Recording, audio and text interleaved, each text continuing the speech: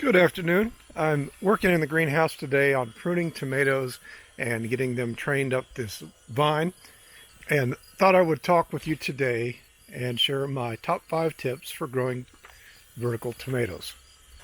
I'm going to talk about nutrition, topping the plants, pest control, pruning tomatoes weekly, and why I leave one sucker on every plant. Nutrition for your tomatoes. Tomatoes are heavy feeders of calcium and magnesium. I do 2 things with our tomato plants, and that is a frequent inspection of new fruit for blossom end rot. The first sign of blossom end rot that I see in any of these plants, I immediately give them a correction of calcium. The calcium that we use is in the form of our Preplant mix, and I've got an iCard here for you to see our Preplant mix. As soon as I see that deficiency, we give them some calcium. So halfway through our growing season, and our growing season ends typically for tomatoes with the first frost of the year. At the halfway point, I am on the offensive and go ahead and give them another dose of calcium. These plants are going to use a lot of calcium, particularly when they get like this where they're 8, 9, 10 feet tall. By giving them calcium at the halfway point, I know they're going to have enough calcium to make it through the growing season. Don't wait for a deficiency.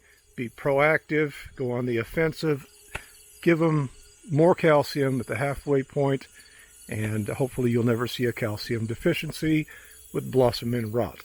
If you get blossom end rot, it's too late. The plant is already lacking nutrition. It's already suffering. We don't want it to get to that point. Give it an extra dose of calcium, and your plants and your fruit will be better. All right, tip number 2 is when to top your tomatoes. 8 weeks before the end of your growing season, you want to top off your tomato plants. All you're doing is you're cutting the growing tip, removing it from the plant. That is going to force this plant to fully mature and ripen the fruit that's already on there. Any new blooms from this point up are not going to have enough time to grow and fully mature before our growing season would end. We want that plant to put all of the energy into these tomatoes. By allowing more growth, it's wasting energy. We don't need to do that. Now, my third tip is pest control, and I'm up on a step stool here so that I can show you this tomato plant. Tomato hornworm is probably the only pest that we have to contend with here. It's a big one though. It can do a lot of damage to these plants in a very short time. Let me get down before I break my neck and I'll tell you more about it. The sign of hornworm typically is going to be seen in the growing tip of your plant. Up where the plant is new and tender is where those hornworms are going to start. The eggs are laid on those new leaves.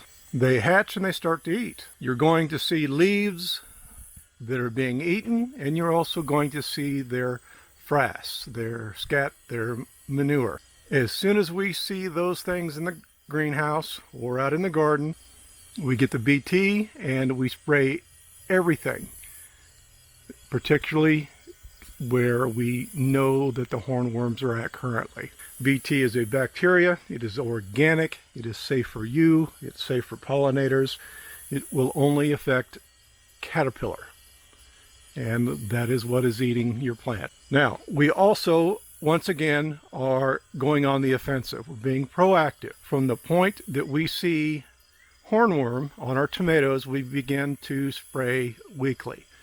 I don't spray the whole plant after the initial treatment. I'm only doing the top portions of the plant where the new leaves are at and where the leaves would be the most tender for the hornworm. By doing that, we're ensuring that the hornworm infestation doesn't get out of control and we don't lose the growing tip of our tomatoes to a hornworm. I'll put a link in the description to the BT that we use on Amazon. It is my wife's affiliate account, and if she makes any money off of that, it will probably be used to buy another pair of shoes. Tip number 4 is to prune your tomato plants weekly. Pruning them every week is going to help to keep from wasting energy. We want to force these plants to put their energy into growing taller, setting fruit, and ripening the fruit that's already on the plant. If you allow that plant to go crazy, it's going to put on lots of suckers, and that's going to eat up a lot of energy.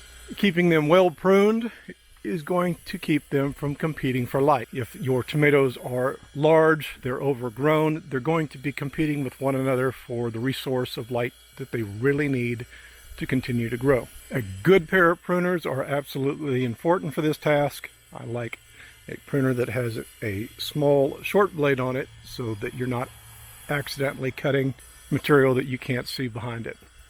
Scissors will work. I don't like the blade, it's too long, and I always end up cutting extra leaf matter. Once again, I'll put a link to the pruners that we prefer in the description box below. Tip number 6, always leave one sucker on your plant. This is for a couple of reasons. Invariably, if you're growing vertically, as you are training that plant to go up that twine, you're going to inadvertently break the stem. That plant, without a sucker below it to take its place, would be done growing. That's exactly what I did here. I took the sucker and cut the main stem. This tomato is done. The one right next to it is about 10 feet tall. That one is a little over 5 feet tall. It doesn't have very many tomatoes left on it, and I have wasted a little bit of growing space. Now, another reason to leave a sucker is the sucker off of this plant that I showed you. I can take that sucker, let it grow out a little bit more,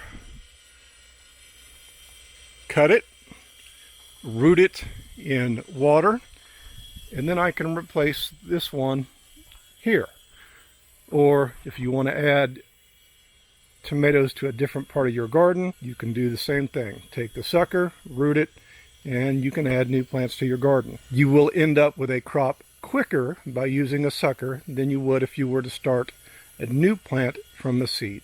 You're going to shorten the growth period by several weeks by using a sucker. Those are my 5 top tips for growing vertical tomatoes.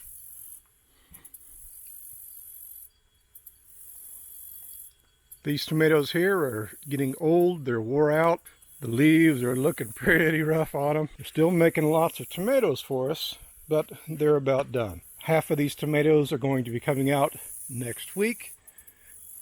I've got more tomatoes started to go in the greenhouse, and we will be watching those to see how long we can grow tomatoes in our heatsink greenhouse here in northern Missouri. As the cold weather gets closer, we're going to have more videos on this greenhouse and how it operates.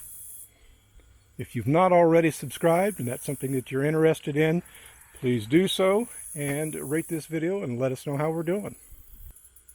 Thanks for watching and happy gardening.